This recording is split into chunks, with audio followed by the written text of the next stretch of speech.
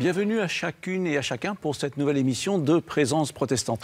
À la fin du mois d'octobre s'est tenu à Liège le 2e forum chrétien francophone. Des chrétiens d'expression française se sont retrouvés autour d'un thème appelé à la paix. Dans ce forum, il y a eu un moment particulier.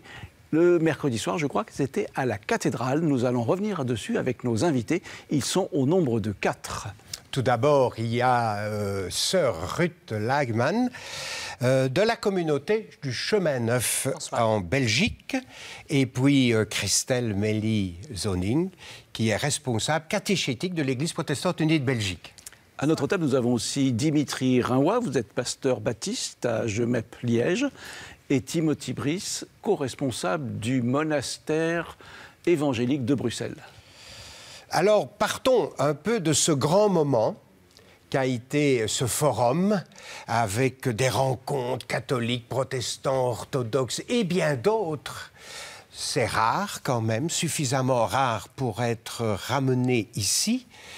Comment vous avez vécu en quelques secondes, comment les flashs que vous avez eus dans ces rencontres?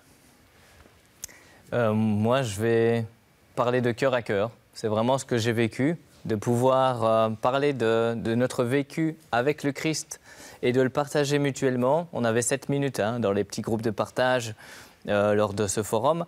Et on a découvert Jésus à travers l'histoire de l'autre. Et ça rapproche, il y a quelque chose qui se passe. De l'autre qui est complètement différent, peut-être, de votre démarche, de votre approche du Christ. Oui, moi j'ai pleuré pendant ces groupes par exemple, quand j'ai entendu l'histoire d'un prêtre ukrainien orthodoxe qui racontait, quand il était petit, dans le temps soviétique, et sa mère lui parlait de Dieu, ce qui était interdit.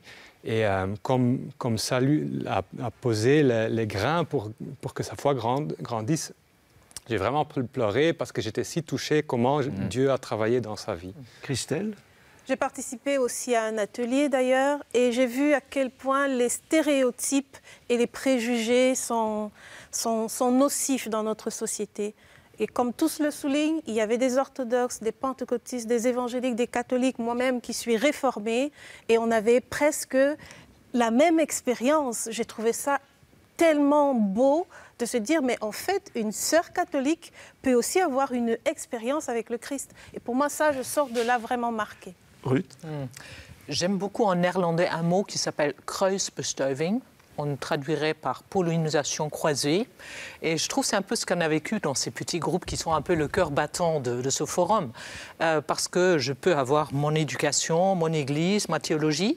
Et ensuite, j'entends quelqu'un d'autre qui me raconte son histoire avec le Seigneur, avec le Christ. Et je réalise, mais en fait, ça enrichit. Le Christ, il est beaucoup plus grand que ce que je pensais. Et ainsi de suite. Donc, voilà, on a vécu un peu cette fécondité spirituelle, j'ai envie de dire, par les témoignages des uns des autres. Et ça encourage et ça élargit nos murs d'église à un univers beaucoup plus large. Ouais. Il y a eu un temps fort lors de ce forum, dans la cathédrale de Liège, un concert de louanges. On va écouter le témoignage de 2 jeunes et puis nous reviendrons sur les jeunes et la foi aujourd'hui. Nous regardons. La foi a encore une place dans notre génération. Je pense qu'on a besoin de sens, de moteur. Et moi, ce qui m'intéresse aussi dans la rencontre, c'est de savoir qu'est-ce qui fait vibrer les gens. Voilà, en fait, je pense que le message d'amour inconditionnel du Christ doit être partagé et à la portée de tous et toutes. Jésus, c'est un peu... il me rassure, en quelque sorte. Je sais pas vous expliquer, mais quand ça va pas... je pense à lui surtout. Surtout quand ça va pas, plus que quand ça va bien. Et je sais pas, ça me permet de... Comme si pour penser à autre chose, en fait, et ça me permet de relativiser sur plein de choses. Ça me permet de mettre des mots sur des choses que j'arrive pas forcément à expliquer. Cette rencontre avec les jeunes, ce concert de louanges, a été précédé d'un flash mob dans les rues de Liège. Expliquez-nous un peu comment ça s'est passé. Alors, les jeunes se sont retrouvés le mercredi après-midi avec des jeunes de différentes communautés chrétiennes qui ne se connaissaient pas.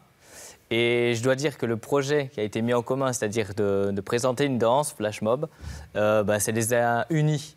Et je dois dire qu'ils n'ont pas les barrières que parfois les adultes se mettent directement.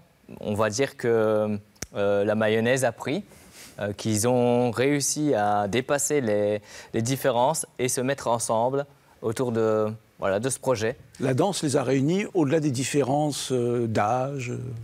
Oui, parce que sincèrement, je pense que les jeunes ne se posent pas forcément les mêmes questions que nous. Et ils viennent de manière authentique, avec leur foi, la partager avec les autres jeunes. Et ça a été dans les rues de Liège. Comment les gens de Liège ont reçu cet événement? Parce que ce n'est pas facile. Alors, moi, j'étais témoin d'un petit moment où le flash mob que ce groupe de jeunes avait appris, il est présenté juste entre un grand magasin de vêtements, je ne vais pas dire le nom pour ne pas faire la publicité, et la cathédrale.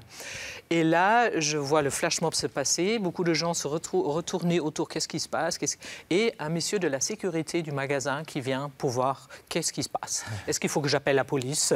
Ça bouge, je n'ai pas l'habitude de ça. Et c'était très beau parce que j'ai commencé à parler avec ce monsieur. Et puis je lui dis, vous voyez, là, ça c'est un pasteur qui vient de Suisse. Là, vous voyez, là c'est un évêque de là-bas. Et là c'est un frère de telle ou telle église. Alors, et je voyais petit à petit son visage s'ouvrir. Il disait, ah, mais ça peut être aussi ça, l'église. Et ça transformait cet homme qui d'abord venait un peu pour faire... Et vous voyez une église qui bouge. Je crois grâce aux jeunes, mais du coup qui entraînait d'autres générations. On voyait dans les films, c'est pas que les jeunes qui ont bougé en fait. Tout le monde s'est laissé entraîner. Et je pense que l'Église aujourd'hui en est appelée aussi à sortir et à montrer un témoignage d'une Église jeune qui bouge et pas uniquement ceux qui restent. Une Église jeune qui bouge et qui peut poser des gestes de paix, Christelle? Ah oui, absolument. J'ai toujours pensé, quand je travaille avec les jeunes, que moi, c'est personnel, que les jeunes sont aussi des théologiens, parce qu'ils ont un discours sur Dieu. Un discours qui ne va peut-être pas être représentatif de ce que nous pensons et qui finalement nous divise. Et donc, comme le relevait Dimitri, ils ont une dimension plus axé sur l'expérience. Et au travers de la danse, au travers du chant, je pense que certains pourraient chanter, et aussi au travers de l'évangélisation, cela dépend des sensibilités théologiques, ces jeunes peuvent apporter quelque chose de nouveau dans la sphère religieuse, que ce soit en Europe ou en Afrique et dans le monde, quoi. Oui. Kim Brice, je reviens sur ce témoignage de cette jeune fille que nous avons vue et qui dit que l'amour inconditionnel de Jésus doit être partagé. Je suis tout à fait d'accord. Qu'est-ce qu'elle veut dire, là, finalement, à travers cet amour inconditionnel? C'est la base de l'Évangile, c'est que Dieu nous a tous créés et il nous aime tous, avec nos fautes, avec tel que l'on est. Tel que l'on est, vraiment tel que l'on est. Nos barrières. Et il nous connaît profondément. C'est pas comme humain, on peut se cacher. Avec Dieu, on ne peut pas se cacher. Et il nous aime inconditionnellement et on peut l'expérimenter. Et c'est cette joie que je crois que cette fille, elle veut partager avec des autres. On ne peut pas non plus se séparer des autres, des non-croyants. Exact. Il faut inclure ces non-croyants dans une forme d'amour, de partage. Oui, mais aussi par amour. On veut partager ce que nous, on a expérimenté, cette joie profonde d'un amour inconditionnel, infini. On veut que les autres puissent l'expérimenter aussi. Eh bien, ce sera sur ce fameux message de l'amour inconditionnel de Jésus, de Dieu finalement, qui se reflète dans toutes les Écritures, que nous voulons terminer ce moment de réflexion. En le terminant, j'ai une pensée particulière pour mon collègue Bruno Jousselin, qui part à la retraite. Et donc, merci à toi pour ces belles années de complicité et de joie que nous avons partagées. Merci à toi aussi. Nous serons remplacés donc à partir de janvier par Margot Lemba et Fabien Ruel. C'est ici que se termine notre émission. Merci de nous avoir suivis. À une prochaine fois. Au revoir. Au revoir. Merci. Au revoir.